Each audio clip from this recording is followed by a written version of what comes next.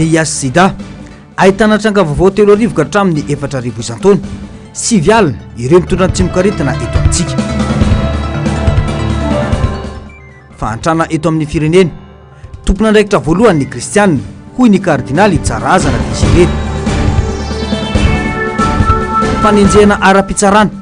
tsy misy ambadika politika fa fanadiovana ny firenena hoy Parrain Auguste.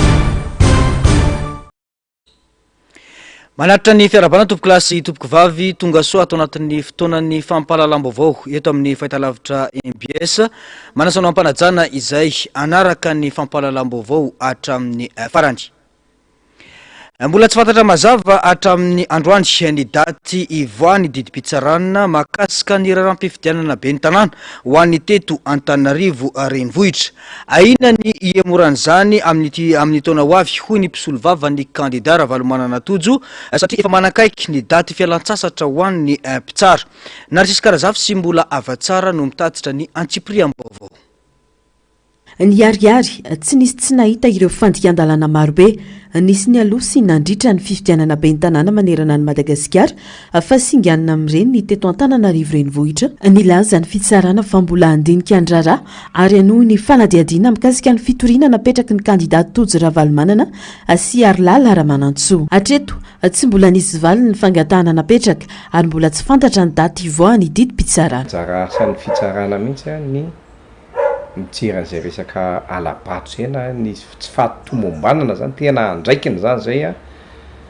na toka hoe tsy misy fitsarana ifampitoriana olo loatra zao dia anjara andraikitra fitsarana mihitsy zany satria ny fifidianana mantsy tsy rahan'olona tokana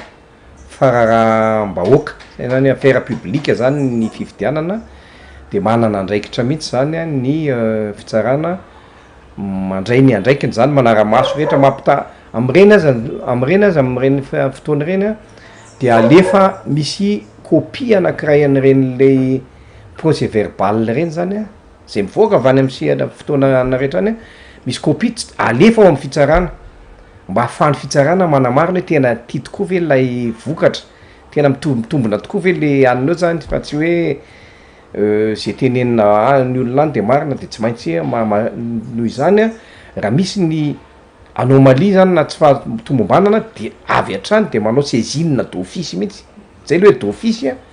ny fitsarana zany ary tonga dia manamarina ny hoe teto nisy halatra, teto nisy zavatra tsy mety, teto nisy ireny. Mahabe ihany antony mahatonga ny fampiandrasana ny raharaha indrindra fa eo anatrehan'ny fahitana ny kandida izay nametrahana fitoriana manao adisisika manantona androm-panjakana maro samihafa ao anatin'izao fanavaozana ny repoblika izao ho hiatran'ny fanehoan-kevitry ny mpisolo vava. Fanaizana zany angambany aloatra mahabebe olona ihany satria betsabetsaka ny olona mieritreritra sao dia misy antony ara-politika sy ny sisa ka za tsy afaka dia tena mahay an'izay fa ny zavatra rahantsika mahita fotsiny dia ohatrany hoe nisy amin'le kandida mandeha miona ery mandeha miona amina filohan'androm-panjakana akavihetsy mandeha miona amina tantana ara-politika samihafa dia ozy hoe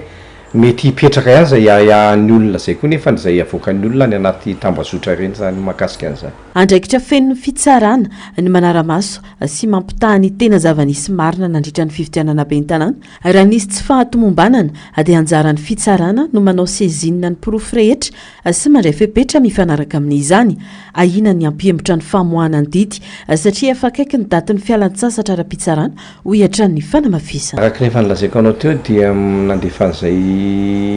taratasy zay tamin'ny herinandro ambony mangataka hoe roleo io fa lasa mahabe ahy zany dia nefa ny hatramin'izao aloha mbola tsisy valiny dia miandrika hatreto zany raha mifanontanina dia tsy mbola misy zany ny daty mazava hoe amin'izao na amin'izao. Tsika koa nefa ny efa akaiky ihany koa nefa n'le vacances judiciaire zany satria raha tsy diso manodidina ny 10 volana Desambra io dia miandro zany tsika mety mbola andeha amin'ity taona ity ve zany izy io sa manahoana izy io ny mety zay ho toyany zany. Raha tsy ahivina ny 7 Novambra 2024 lasa teo no niakatra teo anivon'ny fitsarana tampony ity raharaha ara-pifidianana mampifanolana ny kandida Tojo Ravalomanana avy amin'ny Tikoy Madagasikara sy Arlala Ramanantsoa avy amin'ny Irmara ity nambaran'ny fitsarana tamin'izay fa amerina andinika ny porofo rehetra andrasana araka izany ny ho toy ny raharaha. fa tompon'andraikitra amin'ny fahantrana mianjady eto amin'ny firenena ny kristiana hoy ny kardinaly Tsarazana Désiré mitonona sy milaza ho kristiana avokoa ny tompon'andraikitra sy ireo mananandraikitra eto amin'ny firenena kanefa voafetra ny endrika ivelany any izany raha ny fanazavany i Madagasikara mbola ao anatiny akizony fahantrana trandry no taratra amin'izao fotoana izao mila mandidy tena manoloana izany ny mpiriny kristiana tsirairay iovafo ho fitaovana ampandrosoana ny firenena raha ny fanehoan-kevitra atrandry andro miaratina sy ny arotanjona no tatitra ny Antsipriam-baovao 5 isanjato ny sampandrara sy androm-panjakana eto amintsika dia taritin'olona milaza azy ho kristianina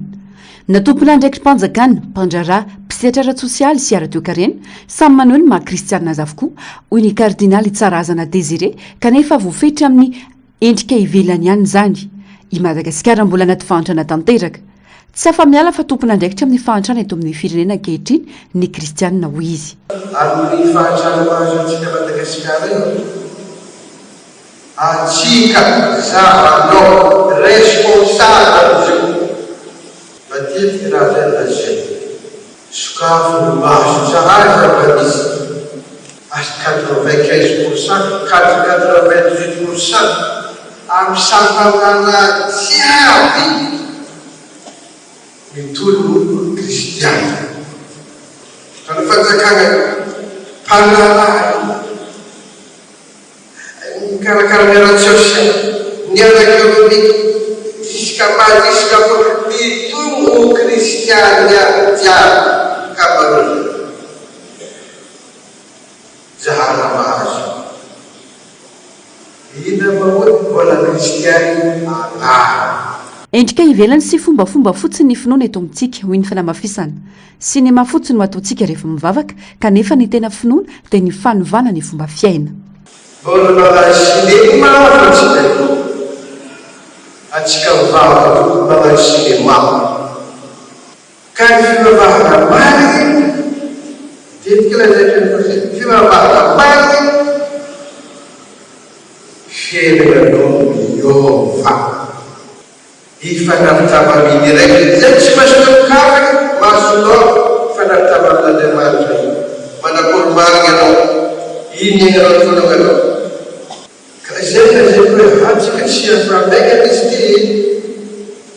samy mitoro kristiany atsombola katolika koke fa mitoro kristiany fa raha miaino mariny fankalala Kristy tsika ohatra hoe mifanoho mifankatia mila mandiny tena ny mpino mba hiovan'ny fo ka tena ho fitaovana marina amin'ny fampandrosoana ny firenena ny maha-kristianina azy hoy ny fanamafisana makasika kosa ireo raharam-pitsarana izay mandeha amin'izao fotoana izao dia vokatry ny fanadiadina ireo raharaha mavoasaringotra ireo mpitondra teo aloha sy ireo akaiky azy ireo no antony fanenjehana ara-pitsarana misy amin'izao fotoana izao nambarany paraina Augusta fa tsy misy antony politika ao ambadika izany fanenjehana izany fa hatanjony anadiovana firenena sy anatsazina ireo miseho tsy maty manota ary ny tsirariny izay nataony mpitondra teo aloha raha ny fanehoan-keviny atrandry na tsisy karazafy sy mbola avatsara no mitondra ny Antsipriam-baovao tsy tonga ho azy ny fampisamborana sy fanenjehana ary-pitsarana amin'izao fotoan'izao fa vokatry ny ezaka sy fanadihadiana lalina amin'ireo raharaha no sakana ny fitondrana teo aloha maro amin'ireo raharaha mafana no efanezahana no totofana sy ny takomana ary ankehitriny mandeha tsikelikely ny fanadihadiana amin'ireo olom-panjakana teo aloha noho izany ara-dalàna raha hamoahana didy fampisamborana iray sampirenena ny filoha teo aloha ary ngamba raha sika nahita teto zay ngamba mety sy de ho sarotra tadiavana loatra zay fa maromaro ny zavatra nisy iregny fagnondramagny aresika ny anivelany regny sy tamin'ity fitrano ty fotsiny nanomboka tany amin'ny transition zay fa nisy ohatran'izany ny bois de rose ny volamena isan-karazany satria fa eo koa moa inona koa moa ny tamin'regny resaky Romy Voice regny fa de tototofagny fotsiny izy amin'izay ka ngamba tsy misy regny zany mahatonga an'io zavatra io misy koa ny enquête sasany koa nandeha tamin'ny resaka fond covid regny ane de misy olo zany de le ambana ty ihany no tena hoe voa fa rehefa hiakatra ambony de tsy misy sakofanao ka efa miova ity raha ty zany misy olo hafa anao fa manao ankety mivoaka daholo ny zavatra rehetrarehetra ka rariny raha misy an'izay zavatra zay io koa zany mifandray am'le resaka hoe sy maty manota le mpanao kolokolo sy le sy maty manota ilaysika zay zavatra zay am'le fampandrosoana ny Madagasikara. Tokony tsy andositra ireo mpitondra teo aloha raha tsy namotika ny firenena ho hiatra ny fanamafisana tsy mitombona ny filazana fa misy ambadika politika ny fanenjehana ara-pitsarana mandeha amin'izao fotoan'izao tanjona ny anadiovana ny firenena sy hanarenana ny tsirary nataon'ny fitondrana teo aloha izay nanao gaboraraka sy azo adika ho mafia. Ina koa zany le fanenjehana any Lily Maurice ataony any Lily Maurice resaka politika koa io misy zavatra natao daholo ireo rehetrarehetra reo. Io tena le fitondrana teo ke tena fitondrana mafia misy zavatra natao nena amin'ny fagnamboarana lalana aza fagnamboarana lalana tamin'ity efa Antananarivo ity de misy entreprise n'olo anankiray na mpitondra anankiray mahazo an'io daholo de vetivety de simba de mivoaka foana ny vola de avadiky resaka politika le izy avadiky resaka politika de mba hoe resaka politika sy politika io misy ihany tsy tanao de vao mipetraky milaminy tsara ihany eo fa zavadika an'izay zay koa agnapepoagna am'izay de hoe mangingigny le olo sy anao ataonareo an'izany io fa sisy resaka politika fa ny zavatry nataonao ihany ary izao nge ireo zao ne malalaky hitanareo zao midepute ao amin'ny assemblée maafaka miteny daholo izy rehetrarehetra zao ary ka ay mananevitra ho teneniny ihany zao fa natahoriny taloha sy mahazo miteny anareo tery tamy arena tery ka io anareo député mipetraka ao matonareo eo atram'izao mbola sy voakitikitiky gaba sy nisy natao sisy nataonareo fa manomboka sy mesy dioviny ty firenena ty sy androso asika raha ny kolokolo io misy kolokolo io na ny sy maty manota.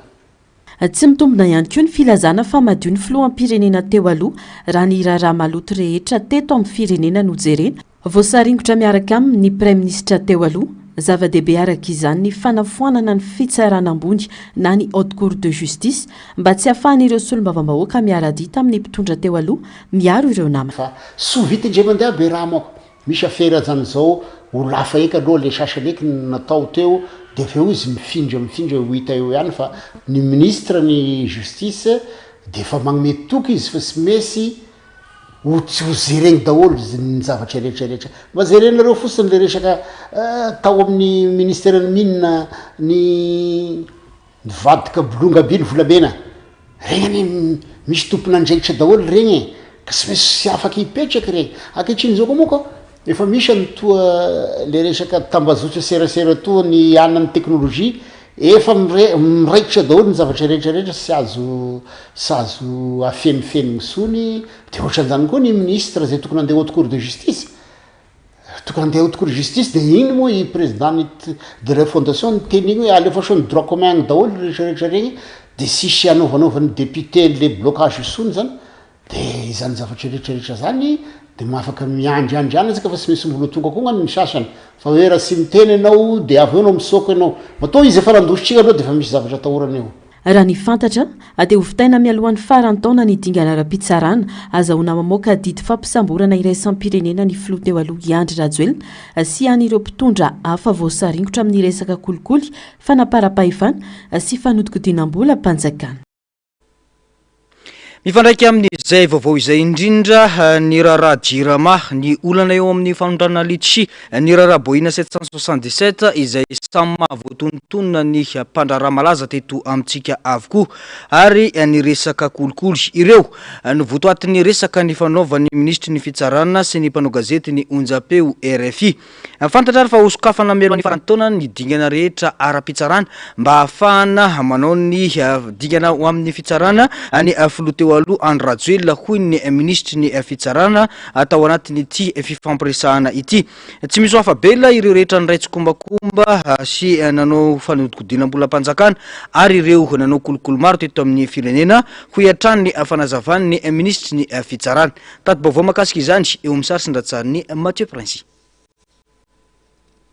Maro be ireo antota-taratasy manodidina ny resaka kolikoly eo am-pelatana ny fitsarana raha ny fantatra dia eo ampanaovana fanadiadiana sy fitsiriana ny fanjakana momba ireo zavamisy eo anivony orinasa jirama tsy rina avokoa ireo fifanarahana amantarana ny tena fototrolana isan'ireo mpamatsy ity kompani ity manko ny orinasa n'ilay mpandraraha Mamy Ravatomanga. Parce qu'il y a et détournement et mauvaise gouvernance dans la Jirama. Mais ça, je ne pourrais en parler dans l'affirmatif sans avoir un dossier devant moi. Et nous sommes en train de faire une audit des contrats de la Jirama au niveau du gouvernement. Et c'est là, après cette audit, après la révision de ces contrats, qu'on pourra parler de quel est vraiment le détournement de pouvoir dont on pourrait accuser quelques personnes et quelques entités dans cette histoire de défaillance de la Jirama. Je veux dire qu'il y a des personnes dont éventuellement l'opérateur économique Mamra Vatman, plusieurs sociétés dont il a les branches, pourraient être mises en cause dans les résultats de cette audit. Ankoatr'izay, voatonona ihany koa ny anarany Mamra Vatomanga amin'ny raharaha fanondrana letsi raha ny fanazavana dia évasion fiscale no hita amin'ity lalam-piarina ity. Natsangana ny orinasa Litchi Trading Company izay mividy ny vokatra amin'ireo tantsaha, ny LTC sy ny vondron'ireo mpandraraha indray no misana ny fanondranana namiditra amin'ny LTC izay karazana mpanera. Ça permet de soustraire une grande partie des bénéfices issus de cette exportation de litchi. Et comme la société est mauricienne, même s'il y a quelques membres du GEL qui sont derrière cette société, Madagascar pense qu'il y a quand même une lésion envers l'État malgache et le fisc malgache parce que nous ne savons pas donc quel est le vrai chiffre d'affaires du GEL parce que ça s'arrête à Maurice. Araka ny fantatra dia nampanantsona ho inona eo anivo ny tendrom-pitsarana miady amin'ny kolikoly ny ministry ny fitaterana teo aloha manoloana ny raharaha boina 777 izay nahazo laharam-pamantarana malagasy kanefa nalefa any Iran no mamfisy ny ministry ny fitsarana fa 5 tapitrisa euro na dollar no vola azo ny mpandrarara Vatomanga tamin'ity raharaha ity. Actuellement, nous sommes également sur ce dossier conjointement avec Maurice, la FBI et Madagascar. Nous avons repris les enquêtes au fond sur les principales personnes, auteurs ou co-auteurs ou témoins. Et nous avons convoqué l'ancien ministre des Transports, Valérie Ramundzaville, pour être entendu au niveau du pôle anticorruption. Mais son avocat a répondu que le pôle anticorruption n'était pas compétent pour entendre l'ancien ministre. Sur lequel nous avons répondu que selon l'article 134 de la Constitution, pour les infractions de crimes ou délits qui sont extérieurs à la fonction de ministre, même les ministres et les personnes assujetties à la haute cour de justice sont justiciables devant les tribunaux de droit commun, donc le pôle anticorruption, sans passer par la haute cour de justice. Araka ny fanazavana ihany, tsy maintsy misy dingana araina mialohan'ny famoahana didy fampisamborana iraisam-pirenena. Tsy Mamra Vatomanga ihany no namoahana izany didy fampisamborana izany, fa eo ihany koa ny ben'ny tanàna Antananarivo teo aloha. Tsy ho afabela koa nefa ireo mpitondra teo aloha sasany izay anaovana fanadihadiana manoloana ireo kolikoly na afera hafa mahavoasarinitra azy ireo. Misy ireo mbola eto an-toerana, misy koa nefa ireo lasa nitsoka any ivelany, toy ny filoha teo aloha Rajoelina, ny prime ministre teo aloha ary ny mpikambana maro teo anivony gouvernemanta teo aloha.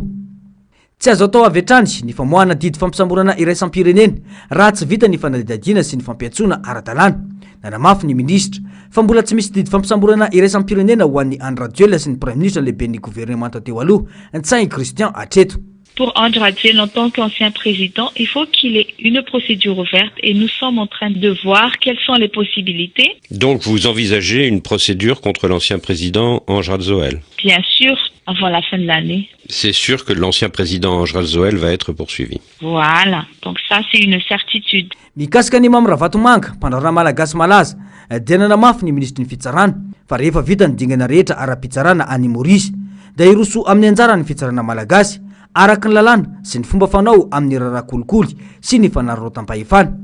Oui, en effet, c'est ressorti dans le dossier qu'il a perçu ce montant de 5 millions d'euros ou de dollars pour permettre la délivrance de la première immatriculation de ces 5 avions, immatriculation provisoire.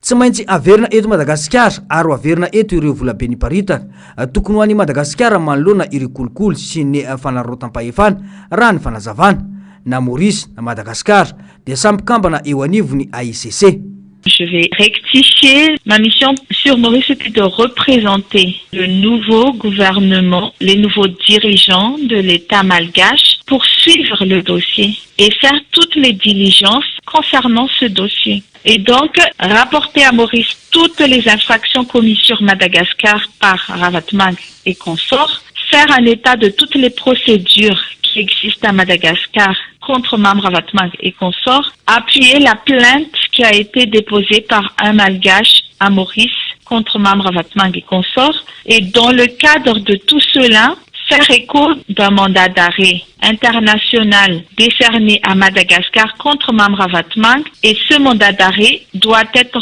soldé par une extradition à la fin de toutes ces procédures, en sachant qu'une extradition ne peut être effectuée qu'à la fin d'une procédure. Tafiditra ao anatin'ny ezaka fanadiovana ny fitantanana eto Madagasikara sy ny fitsarana ireo raharaha ireo izay ahitana fanenjehana ireo olona mitarika nanandray anjara tamin'ny fanodikodinana volam-panjakana sy kolikoly tamin'ny fitondrana teo aloha. Araka ny fanazavana dia misy fiaraha-miasa amin'ny fitsarana iraisam-pirenena sy ireo firenena fanolobodorindrina mba azahoana antoka ny fizotry ny raharaha araka ny tokony ho izy. Nanapa-kevitra kosa ny fitsarana ao Port-Louis androany fa nafindra toerana any amin'ny fonjany Melrose i Mam Ravatmanga rehefa avy ao amin'ny hôpitaly Victoria any Kandos izay toerana tsabony tena hatramin'izay. Voalaza fa ho tsara kokoa ny fiambenana azy ao amin'ity fonja ity izay manana fitaovana ara-medikaly anaramaso ny fahasalamany ireo voafonja. Sary sy ndratsariny Mathieu Prince. Afindrany amin'ny fonjany Melrose Mam Ravatmanga araka ny tapaky ny tribunal ny Port-Louis androany. Nekeny ireo mpisolo vava azy ity didim-pitsarana ity ary tsy mihevitra ny ampakatra izy ireo. Ny tanjona ho ireo mpisolo vava any Mam Ravatmanga dia ny androsoan'ny fanadiadiana ao anatin'ny fenitra. Andro vitsivitsy lasa izay dia nangatany Financial Crime Commission na ny FCC ny famindrana any Mam Ravatmanga ao amin'ny fonjany Melrose satria tsy mitombona ny fijanonany any amin'ny polisy. Ny polisy izay nanamarika fa manana ny fitaovana ara-medikaly rehetra ilaina amin'ny fanaraha-maso ny fahasalaman'ireo voafonja ny fonjany Melrose. Ny alakamisy lasa teo no nangataka amindrana azy amin'ity fonja ity ny Financial Crime Commission na ny FCC ary nanamafy ny amin'ny fanarahan-dalàna ny famindrana any amin'ny toerana voary kokoa izao. Marina fa efa niatrika fiampangana vonjomaika momba ny fifanarahana eloka ary fiampangana roa momba ny famotsimbola izay mbola miandry fitsarana ao Port-Louis i Mam Ravatmanga. Fanadiadinana ataon'ny FCC ireo manam-pahefana ny eloka arabola izay mety sy fiantraikany amin'ny rafitra arabola sy ny toe-karena ao amin'ny firenena no mahavaosaringotra ity mpalaraha ity. Fantatra amin'ny fitazonana ireo olona voapanga amin'ny eloka lehibe sy ireo mpandray anjara amin'ny eloka arabola ny fonjany Melrose. Vaovao eo anivon'ny ministeran'ny fampianarana ambony kosa indray dia manome 27 ora amahana ny olana sendika eo anivon'ny ministeran'ny fampianarana ambony sy ny fikarohana ara-tsiansa ny mpiasa raha nanao fanambarana tamin'ity androany ity. Nilaza ny roso amin'ny fitokonana fahobe izy ireo raha tsy mivaly aorian'io fehim-potoana io ny fitakiny. Maro ireo dingana sy ny antanatohatra natao tamin'ny iray volana saingy tsy nisy valiny ho ireo mpiasa. Nilaza kosa ny ministra tompon'andraikitra raha ny vaovao samihafa fa mandeha ny antanatohatra sy ny famahana ireo fangatahan'izy ireo. Ny antsepriamby vaovao tateriny Ando Miaratina eo amin'ny sary sy ndratsariny Artanjona. Ijoratra amin'ny farany aro ny tombotsoany ireo mpiasa eo anivon'ny ministeran'ny fampianarana ambony sy ny fikarohana ara-tsiansa. Miantso vahaolana aingan'izy ireo momba ny olana fototra mbola tsy voavahatra amin'izao toy ny mahakasika ireo tampikarama isan-karazany toy ny indemnité de fonction, ny indemnité de technicité ary ny basculement ho an'ireo toeram-pikarohana sivy.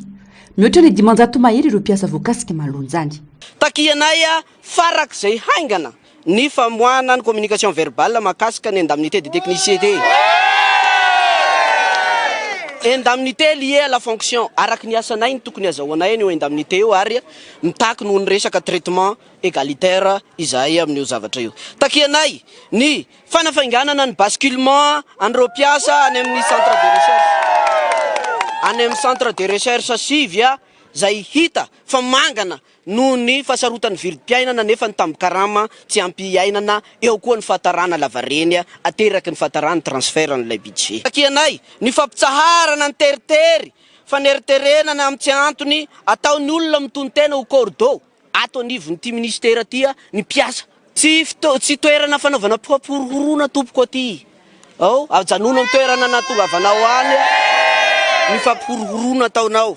asa-panjakana ny atao atya ka tanteranay ny asa-panjakana ary tanteraka ay hatramin'izay.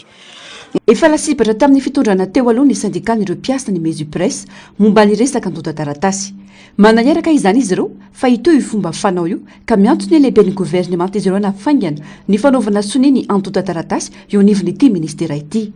Zahay moa zany dia efa victime ny prime ministre teo aloha mahakasika ny fitazomana ela ny andota taratasy ny ministera ny enseignement supérieur hatramin'izay tao ny aménagement be da be ny mpiasa zay mba manana pahaizana miandry an'izay aménagement zay nefa tsy mivoaka mandraky ty androany sanatria ve dia mbola hitovy amin'ilay prime ministre teo aloha ny prime ministre tsy nonay zay fa mino zay fa ho afainganina ny fanaovana siniany zay tota taratasy rehetra mahakasika ny ministera misy anay ity zay. Nikatroka nitady vahaolana tamin'ny alalan'ny fifampiresahana ireo mpiasa raha ny fanazavany. Dingana maro no natao tao anatin'ny iray volana hampafantarana ny olana setrian'izy ireo toy ny fionana tamin'ireo tompona andraikitrisana ambaratongany na teo anivon'ny primature zany na teo anivon'ny ministry ny fampianarana ambony sy ny fikarohana ara-tsiansa saingy tsy nisy vokany hatreto hoy ny fanamafisana. Manome roa amby fitopolo araka izany ny mpiasa manomboka androany ary milaza ny roso amin'ny fitokonana faobe izy ireo raha tsy voavaly ao anatin'ny fepitony io ny fangatahany. Ministera misy anay dia mandrisika ny olona hianatra anovo fahalalana. Dikan'izay zany rehefa mianatra le olona dia tokony azo tamin'ny karama mifanaraka amin'izay fa tsy hoe ny olona tsy nianatra indray na ny olona tsy dia nanovo tsy avolavitra tamin'izay fianarana zay no azo tamin'ny karama bebe kokoa par rapport amin'ny nianatra. Izay anisany mahatonga anay sarotiny amin'ny resaka indemnité de technicité. Dia io opération fosque io zavatra angatanay fotsiny dia mba tsy isiblena olona manokana na mpiasa tsy tiana izay opération fosque zay fa mba tena ara-dalàna araka ny fanavaozana takitsika ny zavatra atao. Ankoatra izay manimba ny asa-panjakana ary mamevahany ireo olona tsy manam-pahaizana kanefa omena sehatra ny fisiany ireo olona manao diplôma osika eo anivon'ny ministera. Lasa ny olona tsy nianatra no omena andraikitra ka miteraka fahasarotana amin'ny fanatanterana ny asa izany hoy ny filohan'ny sandika izay nanamafy ny fahavononana anoanana ny fanjakana amin'ny alalan'ny opération fosque. Ka manome 2.7 ora izahay hijerena olana farak'izay aingana ny tompona andraikitra mahefa rehetra. Aorinan'izay 2.7 ora zay dia hampitsahatra ny asa mandrara ny mpiasa rehetra eto anivon'ny ministera ka dia service minimum sisa no isy ato anivon'ity ministera ity fa dia miroso amin'ny fitokonana izahay. Manoloana ny zavamisy hitondra ny raharaha io anivon'ny filan-kevitry ny ministra tompona andraikitra raha ny vaovao samihafa. Nanamafy ihany koa ny tenany fa mandeha an-tanatohatra ny famahany ireo fangatahany mpiasa. Anatanteraka fokoanandoha iarahana ny mpampianatra mpanabe rehetra eto Madagasikara amin'ity volana Desambra ity. Fionana zay anamafisana ny orona ho an'ny ametrahana amin'ny toerana ny simendrika ary sahaza azy ny tontolo ny fampianarana sy ny fanabeazana eto Madagasikara ankoatra ny raharam-pirenena manana volavolana ny mpanjakana na projet de décret amerina ny asany mampampianatra mpanabe ny Saint-Pamaha raha ny nambaran'izy ireo tamin'ity androany ity santonany amin'izany ny karamany mpampianatra eny amin'ny EPP ho folo tapitrisa ndao aratsika ny antsiprian'izay eo amin'ny sary sindra tsara ny artanjona. Nanome roa volana ny ministra tsiraray anehoana ny fanovana eto amin'ny firenena ny filoham-panjakana tamin'ny fijoroan'ny gouvernemanta. Iray volana no lasa tsy mahita mangirana ireo mpisehatra amin'ny fanabeazana eo anivon'ny confédération syndicale Saint-Pamaha hoy ny fanazavana. Manahy ireo mpiasa fa tsy mahatapa-kevitra ary mbola mitavozavoza ny ministra mpiay azy ireo. Tsy hoe ivelany ireo fa ao anatiny dia mijery hoe ahoana marina raha mifandeha an'io raha ohatra ka ray volana sisa lasaka zao raha miresaka ny androanitsika ohatra ny mbola tsy mahita zavatra tena hoe mivaingana zay dia zay mahatonga anay hoe ohatra manahy ihany zahay tsy manahy zay hoe tsy nyfanovalana no ilay tsy hipetraka fa ny baikina menareo filohan'ny fanaovana ny republika any Madagasikara no hitanay hoe tavozavozy. Mampanahy ihany koa ny fomba fanendrena mpiasa-panjakana ambony eto amintsika raha nita hoy ny fanamafisana. Manana manam-pahaizana maro ny malagasy ka ireo no tokony omena vahana amin'izay fanovana atao eto amin'ny firenena. Manana manam-pahaizana maro ny malagasy izay mitady ny fivavahana fa tsy ny akamakama na iverina koa heninay koa ombenimbeny fa sandaina arabola zay manambola no omena toerana tsy amin'ny ministère fanabeazam-pirenena ihany zany fa ao amin'ny ministère rehetrarehetra tany ka izany rehetrarehetra zany no nitolomana tena kianja ka tsy enkena ntsony ny fomba fiasa ohatran'izany fa tsy zany ny atao hoe fanavaozana ka raha mbola zany ny zavatra miseho dia mbola nitolona isika indrindra fa izahay ato amin'ny tsy tsatsa iteny manoloana ny zavatra tsy manjary izay tsy neny teo aloha no mbola haverina indray nanamafy ny simpama fa tsy mbola fanovanana misy eto ankehitriny manana ny oety mananirisona amin'izany ny sandika ka natanteraka fokoanandoha iaraha ny mpampianatra mpanambady rehetra eto Madagasikara ampafantarana ny adidy sy ny andraikitra amin'ny tsy maintsy arovana ny fanovana sy ny fanavaozana mbola tsy zao mihitsy aloha ny atao hoe fanovana fa zay milaza hoe fanovana dia olona mataiga sy mamananto préféré sany zavatra zany le anaovana fotoanandoha lehibe amin'ny afaka fotoana foy fa ho fantatry ny olom-pirenena rehetra hoe mandray andraikitra zay ary miaro tanteraka ny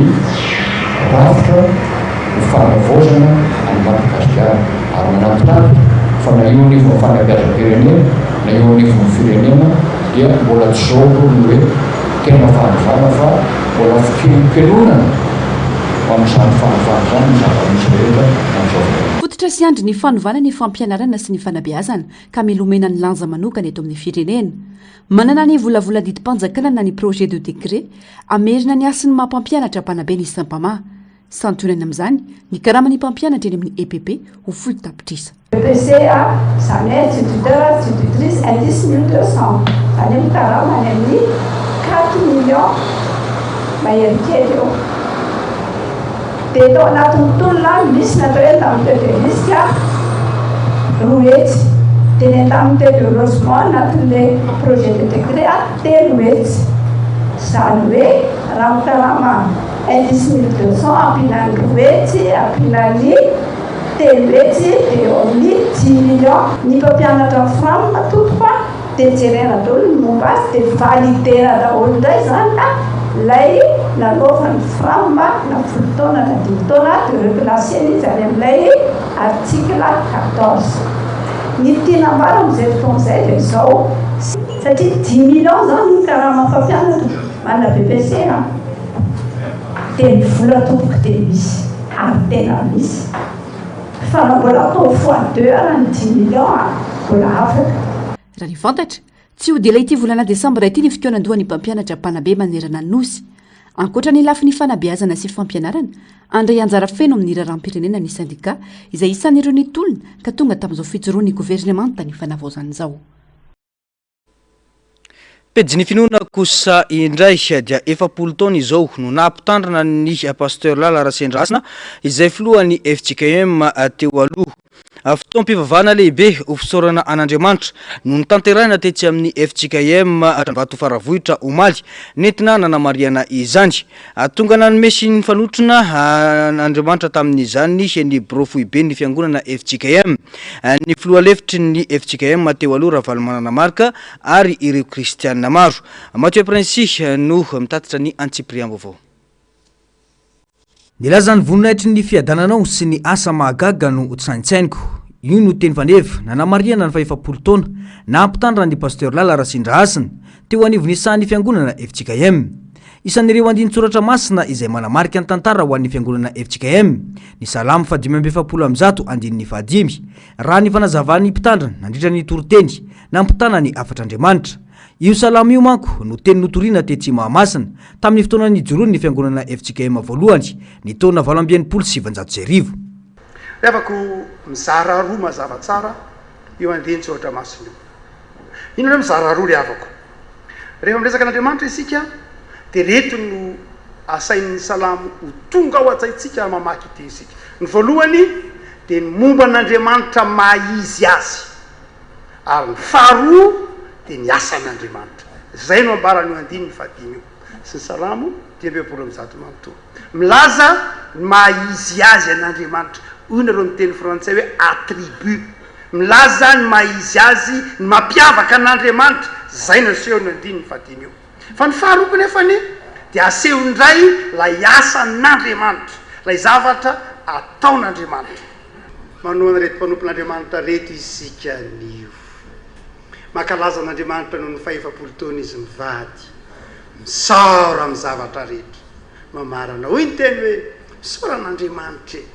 fa nahanam-panompon'andriamanitra nanompona riran'ny efapolo taona tamin'ny fiangonana tonia departementan'ny fiangonana filohan'ny efjekema mpampianatra teolojia isan-karazana sehatra tamin'ny asa maro samihafa dia ndeha isotran'andriamanitra hoy paoly manao hoe miaraha mifaly amin'izay mifaly maherezariavako malala tianao jesosy ndanambarao ny faly ampiasan'andriamanitra ambarao ny asan'andriamanitra tahaka ny nanambaran'izy mivady zany anjaranao zao efapolo taona nanompony izy manoho ny azakazaka dia mampahery anareo mivady ny tompo hitantananareo laza ny voninahitry ny fiandrananao sy ny asanao mahagaga no satsainga raha jesosy tompo vao mitoa amin'ny azo fijaliana tsangana tamin'ny mateny ampahery anao afitanao zany asa izany maro ireo soedra nolalovana tamin'ny fanatanterana ny asan'andriamanitra hoy ny fizorona vavolombelona tsapa ndefa tao anatin'izany fa ny asa mahery andriamanitra ka nampiasa fitaovana maro na azahoana natanteraka ny asa fanimpona sy ny fitoriana ary ny andraikitra napetraky ny fiangonana osahanina tao anatin'izany efapolo taona izany tamiko jobily fa dimampolo taona ny SJKM mariavana rehefa ndeha osokavana tany de Gaulle fotoana dia sady ny misy recyclage pastoral dia freana taxi-troso no nomena an'izany filohan'ny SJKM izany isorana nefa andriamanitra fa nisy mpanompon'andriamanitra izay nahatsiaro ny zavatra noraisiny tamin'izao mpanompon'andriamanitra izao dia nanome vola andehanana fiaramanidina dia ohatr'izany koa ny tany amin'ny ivonjobily tany Tomasina fa isorana eto président Ravalomanana rehefa niteneny hoe mba hampindrano tomobila mba omeo zany fomba fiteny izy mianaka tsy mba hoe hampindrano fa mba omeo isorana ianao tompo tamin'izay zavatra vitanao tao zay ary nangatahana le izy tsaronao zany hoe ny alehibe ny voninahitr'andriamanitra amin'ny zavatra kely hitany masony izao toy izao isorana tompo ny amin'izay vitanao ary teo amin'ny rehefa tao amin'ny mahampampianatra koa izay ry havana dia mbola président Ravalomanana ihany no hoe mba velomy président le automobilanao ao mba hoentinay mandeha mba hoentina mandeha amin'ny asa zany dia mbola nanamboatra ihany koa izy ry havana fa tena isorana président Ravalomanana zany ry havana nanatrika ity fitoam-bavaka manokana ity ny filolevitry ny FJKM teo aloha Ravalomanana Marka izay niara-niasa tamin'ny mpitandrana Rasendra Asina teo amin'ny sehatry ny ara-piangonana sy ara-tsosialy maro manerana ny sahany FJKM dia arabay ianareo miaraka amin'ireny zanaka sy zafy eny tsara ny tantarana teo laza zavatra be teo tsy haiko dizy satria raha mandeha tany États-Unis dia be ny resaka tamin'izay dia mahinana ny tantara hoe mandeha bus dia mandeha taxi be fiainana zany tsy mankivy zany fa dia isika fiangonana izay nanoana azy tiarakara azy ary nitezin'andriamanitra ankehitriny zavatra lehibe hitako fahatonga tsy menakavy ka dia na inona mitranga Jesosy tsika fahatonga tsy matavaka inona tsika zay ny anatika ka dia soratsika reto makasitaka ary dia mbola mirahako mirahaka mba mbola fotoana mbola fotoa miaraka asenatsika naizy na ovina na zay any ny teny fahasolavo be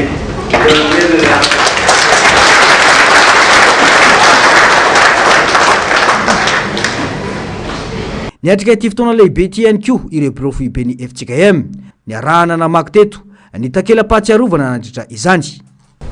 zao ny voasoratra fiangonan'i Jesosy Kristy eto Madagasikara université FJKM Aveljon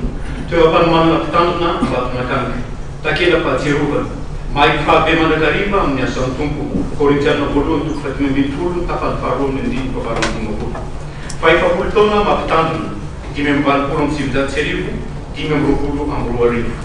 nilazany voninahitry ny fiandiananao sy ny asanao magaga no saintsainiko salamo 5 ny andiny ny fahadiny amin'ny fifanena ary voninahitr'Andriamanitra mandrona kitakelaky ity ho an'Andriamatoa Docteur Selasy Malala Aja mpitandrina mivady ho fahatserovana sy fanamariana ny fahefapolo taona mampitandrina azy 5,700 5,20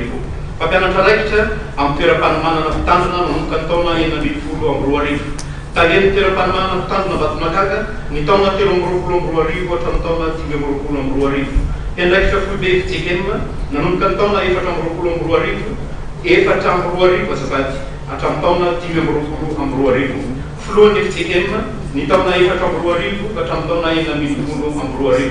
tonian'ny departementan'ny fiangonana ny taona 2017 hatramin'ny taona 2020 mpanampy ny tonian'ny departementan'ny fiangonana 2017 hatramin'ny 2017 mpitantsoratry ny synodam-paritany Aparbe 2017 hatramin'ny 2017 mitandrina ny FJKM Ambatolampy Ategropa synodam-paritany Aparbe ny taona 17 hatramin'ny taona 2017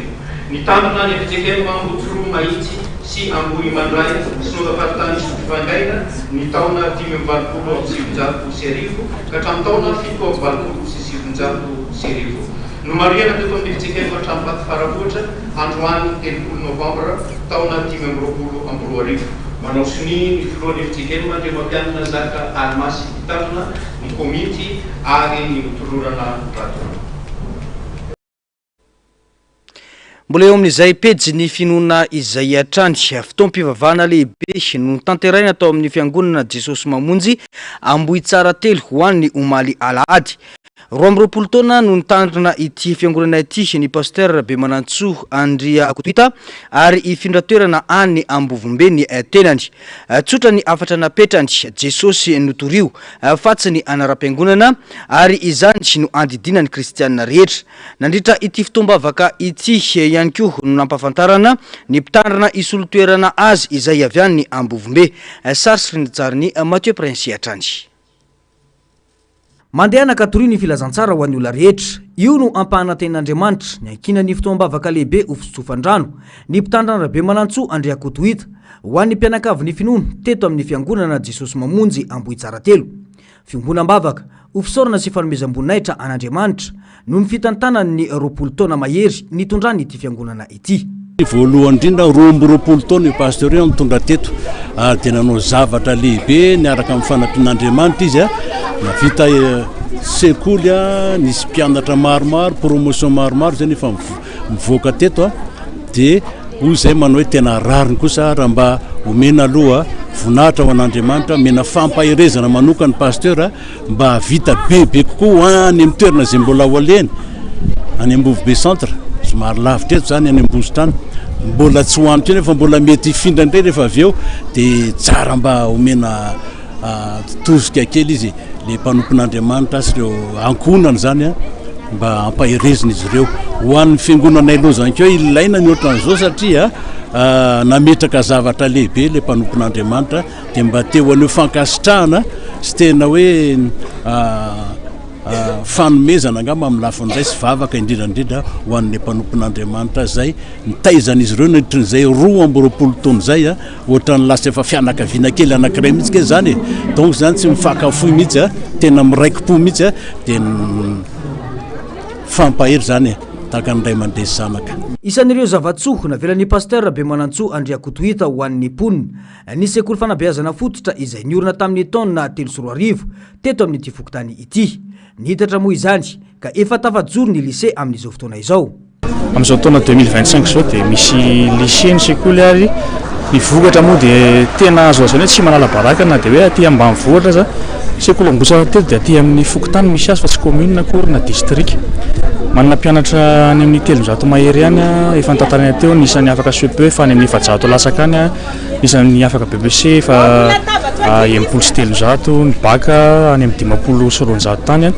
misy avy amin'ny fokotany maro satria ny lycée Mpanjakana dia any Ambohitrimanjaka vao misy na ny Alakamisy Fianarivo fa ny lycée privé zany no misy azo zany hoe isana amin'ny ratsan-tanany eto dia nisy lycée misy no tena azo zany mamelona ny sekoly no zay fahalaviran'ny toerana izay dia hitan'ny akabeazan'ny olona zany hoe tany somary akaikaiky koa maromaro ny fokotany sy ny commune, misy ny commune Mahereza avy any amin'ny commune Mahereza, misy ny avy any amin'ny commune Fianarivô satria Amboja Soamanjaka moa dia efa commune Fianarivô, misy ny avy any amin'ny commune Ampangabe. Zany hoe ny commune maromaro mamonjy aty amin'ny fokotany aty, ny commune Fiadana ry ananany fa eto fokotany fa noho izay fisiana sekoly zay dia aty tsy vitana hoe sekoly fotsiny moa ny tena marina le atao eto fa sekoly finoana izy dia feno zany ny zavatra mino eto hoe ara-panahy, ala-tsaina, ara-batana, mesaka ihany koa manaraka ny programme-mpanjakana. Tsotra ny afatra napetraka ity mpitandrina ity ho an'ny mpiray fiangonana aminy mandehana tory Jesosy. Aza mitory anarana mpiangonana fa Jesosy no andidin'Andriamanitra ny kristianina rehetra. Tsy ao anatin'ny fiangonana ihany no anaovana izany fa manerana izao tontolo izao hoy ny nambarany. Dia zay teny Jesosy asian'ny mpianatra eto. Andeha izy dia eo ny alahelo maha-olombelona. Satria taolohan'izao mantsy Jesosy dia miteny matetika hoe andeha ho faty sisisy. Hita hoe misy alahelo le mpianatra. Ary rehefa miteny Jesosy dia mandeha hoe andeha dia fampiresaka ny apôstôly hoe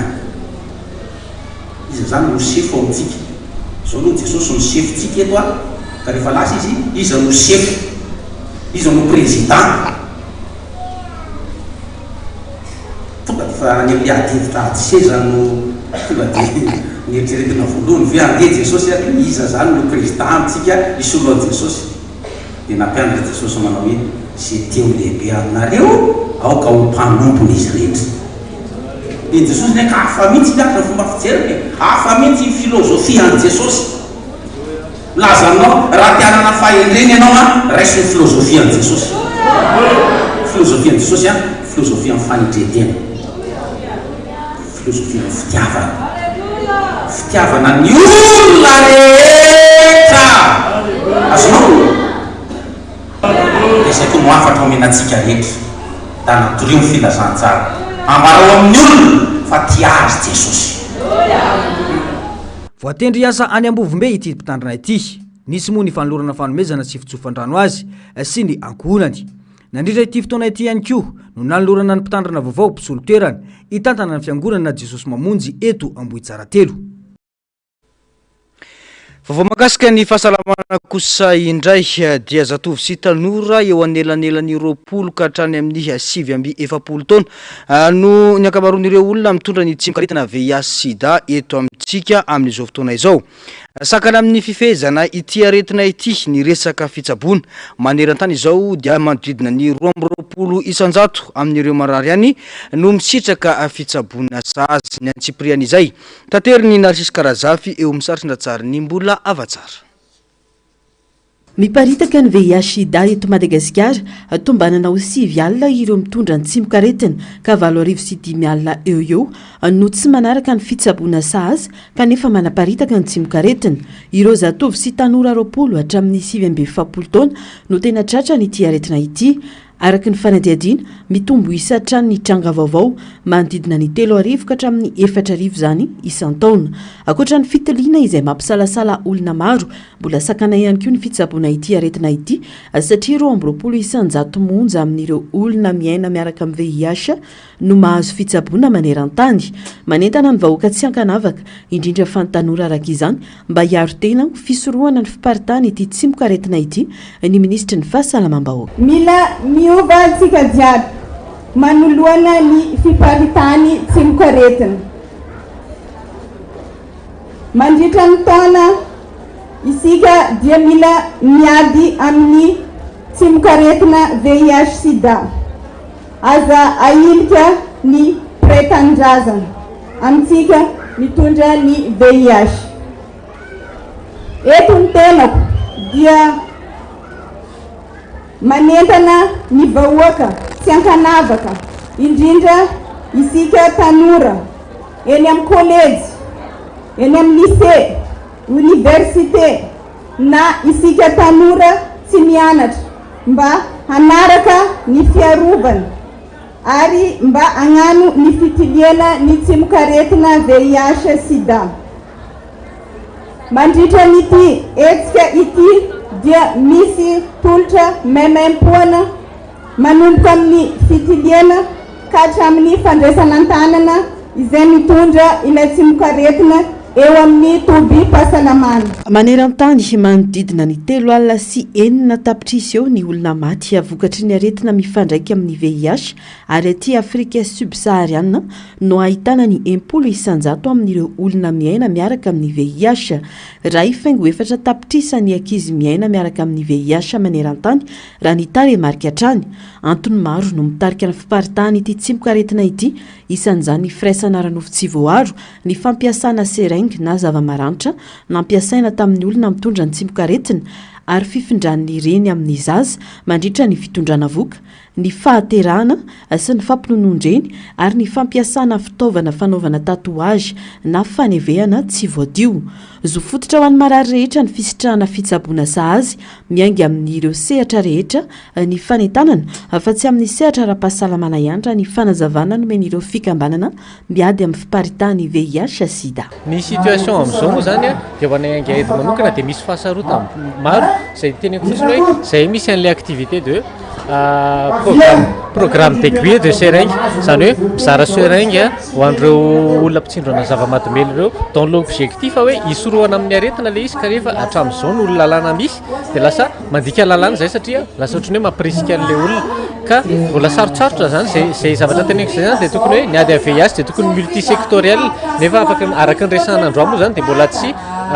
effective tsara zay multisectoriel zay fa lasa ohatrany hoe santé fotsiny le izy dia tsy ampy zany zay hoe santé fotsiny zay fa mbola mila ny sehatra maro karazana miara-misehatra amin'le ady amin'ny VIH sida. Ny resaka chiffre moa tsy anjarako no miteny chiffre fa raha ny tena marina situation VIH amin'izao dia miakatra tena miakatra alarmant situation VIH amin'izao satria raha ho an'ny mpitsindrona zava-mahadomely fotsiny dia raha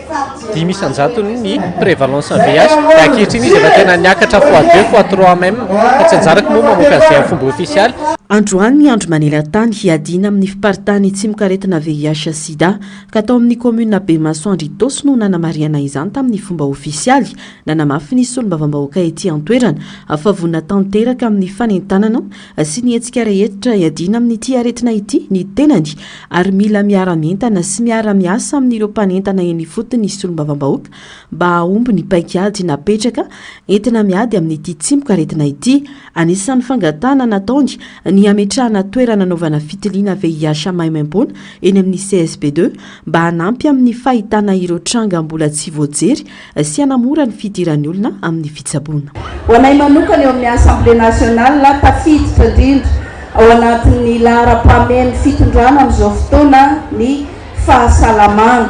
ao anatin'ny hoe tokony azo telo-bola dia anisan'ny mahazo telo-bola misimisy izy ao ary nefa mbola nampitomponay solombavambahoaka nampina no fahatsapana hoe ilaina lahara-pahamehana zany fahasalamana zany dia nampina 14 milliards d'ariary ny telo-bola ny ministera ny fahasalamana kanefa araka ny fahitanay azy dia tsy ampy zany koa manao aksisika aminareo mpamatsy voly partenaire technique et financier ny amin'ny tantsorika ara-teknika sy ny ara-bola mba ahafahana manampy izay telo-bola izay ahafahana miady mba ahafahana hoe manena arak'izay azo atao izany aretina sida zany ary dia anisany tena mampahomby zany ny sensibilisation eny fotony ny fanentanana eny fotony dia araka ny teniko teo hoe vonon'izay hiara-iasa amin'ny rehetrarehetra misokatra ny varavarana na any amin'ny assemblée na aty tanàna hiarahantsika amin'izany ady amin'ny sida zany satria araka ny tsapa tatoato araka ny resaka ny fanaovana tamin'ny représentant ny OMS teo koa dia somary miakatra kely izy io amin'izao fotoana zany napetraka ho lahara-pahamehana eto amin'ny firenena ny ady amin'ny VIH sida ary ampitomboana ny paikady amin'ny fanentanana, fanabeazana ary ny fanamafisana ny fiarovana indrindra ho an'ireo tanora. Tsy maintsy atao mahomby ny tolona satria afaka mamonjehana maro ny fandraisana andraikitra aingana ho hiatrany ny fanamafisana. Mihoatra amin'ny sakana mampahomby ny paikady hiadiana amin'ny sida, io no lohahevitra nentina nanamariana ny andro maneran-tany amin'ny ady amin'ny sida androany. tontolon'ny fanatanjahantena kosa indray dia ny fampitana mafy ny ekipa tao amin'ny top 12 match andro fahatelo nanehoana ny enipo sy ny fifanandrenana tsy nisy indrafo nateo aza izany nahazo fandresena ny Kosfa nanolona ny ekipa ny Ankady fotsy raha mbola niteraka resabe teo amin'ny mpijery sy ny adevitra ny momba ny passe en avant teny amin'ny kianjany Maki no nanehoana izany alalao izany tahirinaina no mitatitra ny Antsipriana izay vaovao izay